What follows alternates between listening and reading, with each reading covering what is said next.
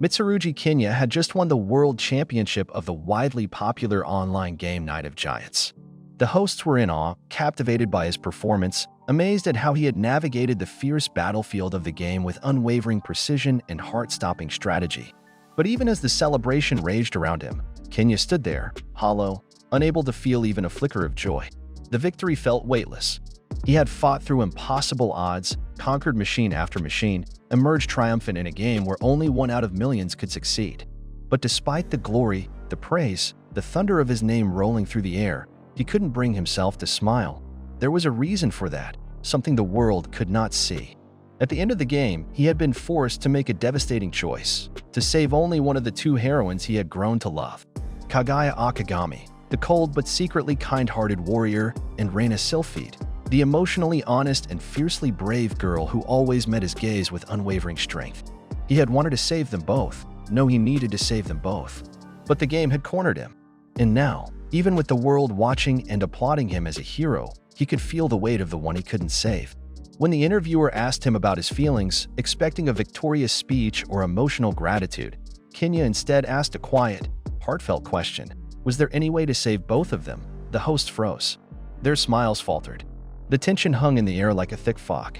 Instead of answering, they hastily concluded the interview, citing the start of a new game round as an excuse. Kinya sat there in silence. That question, unanswered, began to eat at him. It awakened something deeper, older, rooted in pain. His thoughts wandered back to his past, back to his own life, a life that had never been kind. His parents had divorced when he was still in middle school, citing the simplest, coldest reason imaginable. They had fallen for other people. It wasn't just the betrayal that hurt. It was the aftermath. Neither of them wanted custody of him. Neither wanted to keep him. So he ended up alone, left behind in an orphanage like an unwanted object. The pain of abandonment never left him. And when he entered high school, he faced a new kind of cruelty. He had once tried to stop his classmates from bullying another student, thinking he could make a difference. Instead, he became their new target. The bullies turned their malice on him with unrelenting cruelty. Teachers turned a blind eye. No one stood up for him. No one said his name with kindness. Even when he tried to contact his parents, they rejected him outright. "You're not needed anymore." The words carved themselves into his heart. He was alone. There was no one to wake him up in the morning, no one to smile at him, no one to call his name.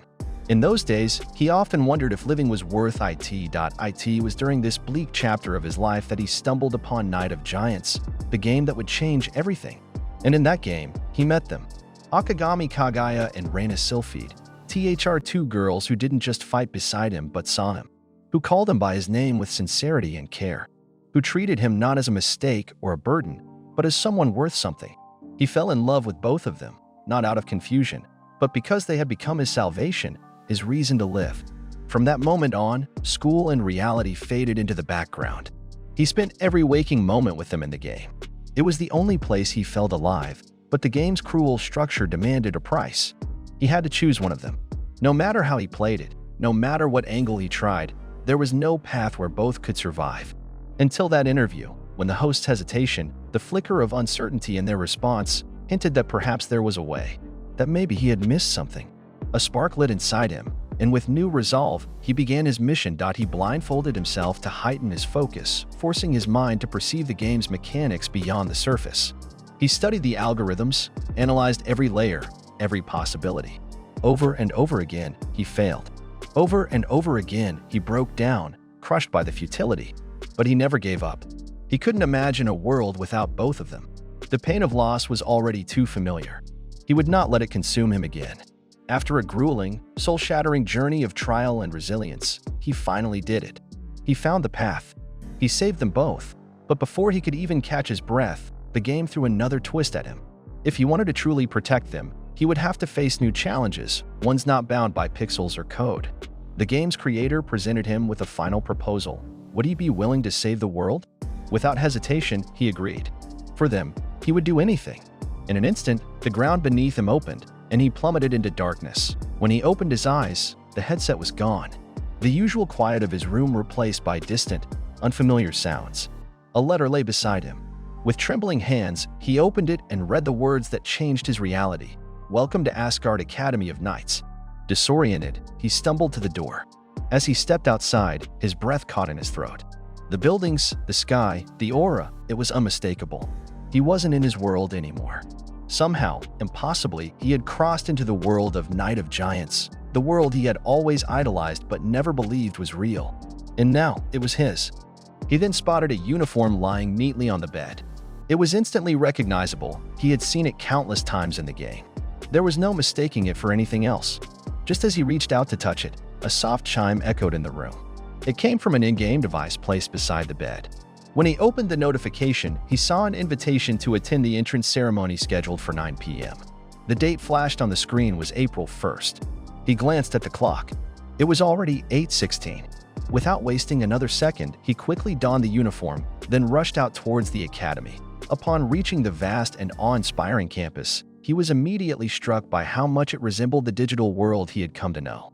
But before he could fully take in the surreal experience of actually being there, a royal car pulled up at the entrance. From it stepped a regal young man, Lord Asgard, the second prince of the Asgard Empire. Kinya was caught off guard. Though he had seen the character in the game, he had never paid much attention to him, mostly because the prince never piloted a Kyoji. But here, in this world, the prince radiated an aura of power and importance. A stern voice snapped him out of his reverie.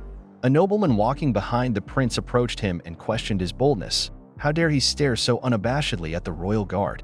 And more importantly, why wasn't he kneeling like the rest of the second-class imperial citizens? Kinya looked around and noticed, for the first time, that many of the Asgard trainees were kneeling respectfully. Confusion clouded his mind, but then a faint memory flickered. An early scene in the game where the player had to fight against a mob as a test of worth. Yet, the concept of second imperial citizenship hadn't meant much to him back then. When he inquired about it, the nobleman pointed to a ribbon wrapped around his arm. It indicated his affiliation with the Second Imperial Army. Then, in a stern voice, the Lord commanded him to kneel. But Kinya, lost in thought and trying to make sense of it all, didn't respond. The nobleman's face twisted with fury as he drew his sword, ready to punish him for his defiance. Before the blade could strike, someone kicked Kinya out of harm's way. A girl stood between him and the furious noble, apologizing profusely and calling him an idiot. Her intervention seemed to quell the tension slightly. The prince raised his hand to stop the confrontation, declaring that he didn't want to witness bloodshed so early in the morning. The noble, however, was not so easily pacified. He argued that Kinya's defiance warranted a punishment. But seeing someone already taking responsibility, the prince allowed the matter to drop. The noble begrudgingly agreed, commenting that the prince's kindness had saved Kinya this time. The girl turned toward him and pushed him to the ground, demanding that he apologize. Kinya looked up, and his breath caught in his throat. It was Kaguya Akagami, the same Kaguya who had once saved him in the game.